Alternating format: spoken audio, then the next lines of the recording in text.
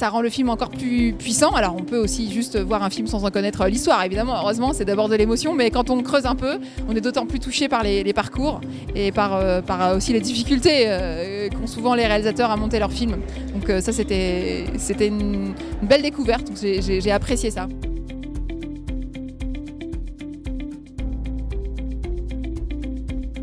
Ah moi je mise tout sur la personnalité quoi. Sinon si c'était sur je sais pas le sérieux ou le protocole ou l'organisation, je sais pas, non ça pourrait pas marcher. Non mais surtout j'étais tellement heureuse de présenter ce festival, ça m'a fait flipper quand ils m'ont demandé, en même temps je l'ai pris comme un honneur, alors je me suis dit que j'allais cacher le stress sous la fierté et voilà, c'est ce que j'ai essayé de faire et j'étais surtout très très très heureuse et honorée de pouvoir apporter ma petite contribution à ce festival du film de demain. Ça m'est arrivé 2-3 fois de faire la maîtresse de cérémonie, mais pour des événements très différents, très différents, pas un festival de films. Attention, il y a mon verre de crément par terre, ne le renverse pas, il est hors champ, mais il faut quand même pas le renverser. Salut Caroline Vigneault. Elle a des talons et pas moi, c'est ça que je voulais dire, elle a des talons mais pas moi. Toi t'as reçu un prix et pas moi.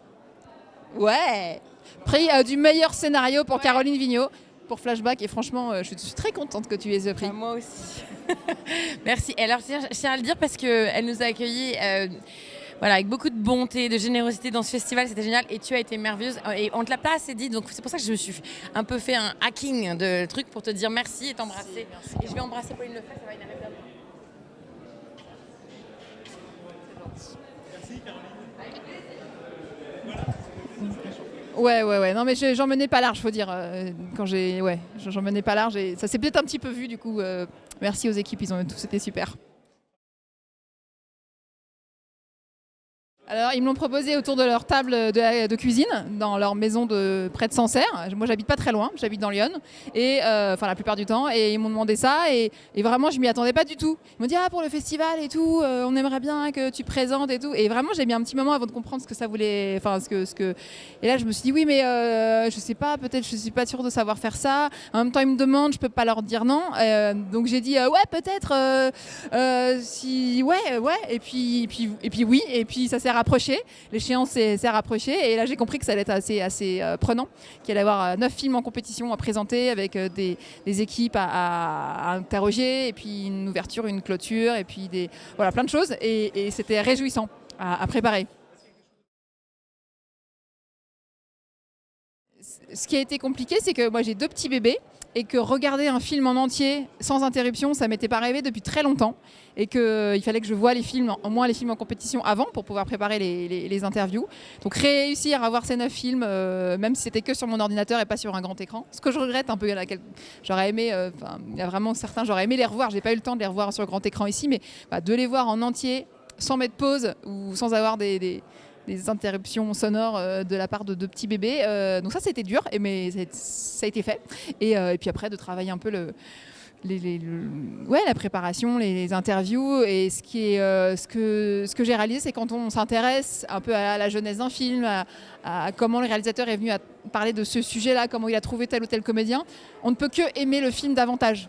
Et vraiment, c'était évident peut-être, mais de savoir que le prix qui a eu ce soir la meilleure réalisation, le film qui a eu ce soir le prix de la meilleure réalisation, le film Aya, a été tourné pendant 9 mois sur une île qui est en train de disparaître en Côte d'Ivoire, que ce réalisateur il a passé 9 mois sur cette île avec des gens de la communauté locale qui n'ont jamais vu de caméra de leur vie avant.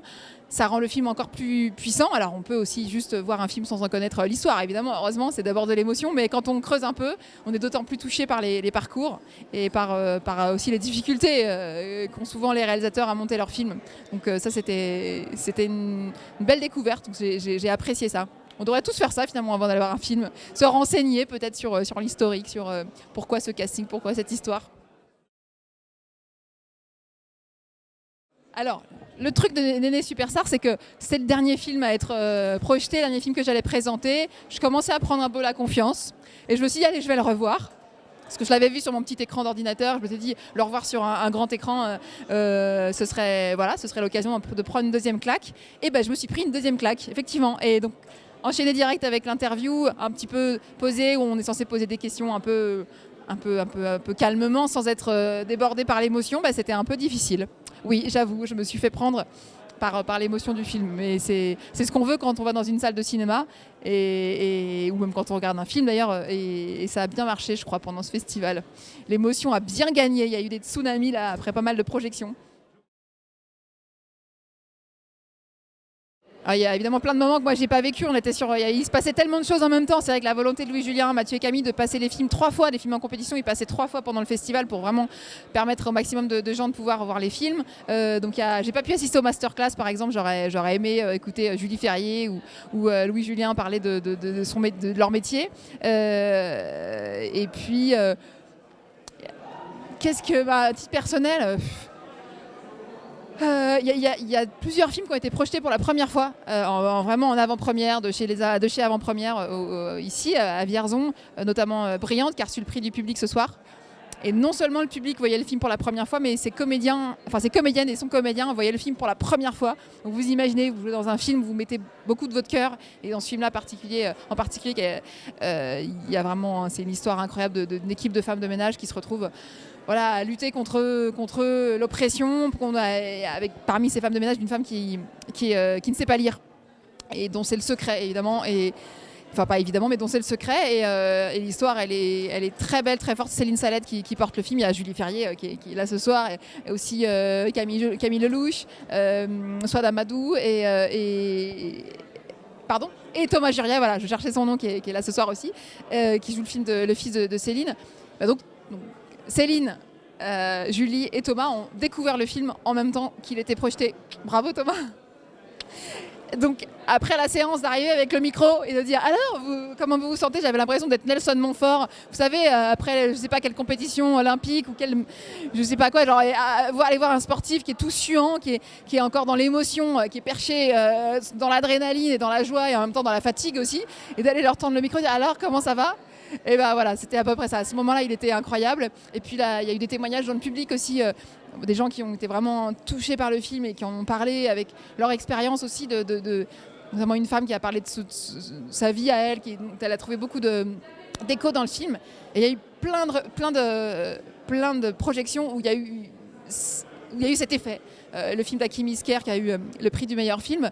Quelqu'un dans le public, un homme d'une 50aine d'années, a témoigné que lui aussi il avait été enfant placé et que ce film avait fait remonter beaucoup de choses. Et c'était des témoignages incroyables. On ne peut pas dire un beau témoignage quand quelqu'un vous raconte à quel point il a eu une vie infernale en tant qu'enfant placé, mais qui s'en est sorti, mais que ça a été l'horreur. Mais ça libère une parole et ça, je pense, ça bouleverse et ça donne envie d'agir concrètement. Et c'est vrai que Julie et Hakim l'ont dit pendant cette cérémonie, et Andrea surtout, on peut aussi agir. Et je pense que pour ça, le festival avait vraiment envie de mettre en avant des associations qui vont des gens de la vie civile qui œuvrent concrètement. Donc on a présenté en plus des films et des équipes, des associations de lutte pour les droits des femmes, de lutte pour l'environnement, et le Moulin de la Chaponnière qui est à côté à Vierzon. Il y a Réseau Solidarité des femmes. Voilà, je les ai plus en tête là parce qu'on est un peu dans. Mais il y a vraiment, l'idée c'était aussi de pouvoir s'engager, notamment avec du parrainage pour les enfants placés. Ça c'est encore le sujet du film d'Hakim. On peut faire quelque chose, on peut s'engager, on peut pas forcément tout faire, mais de voir un film, ça peut ouvrir une porte et l'émotion, ça amène parfois à l'action, et ce serait, je crois, une bonne chose. Et j'en suis sûre que ça va se passer comme ça, que ce festival va égrener des actions après avoir généré autant d'émotions.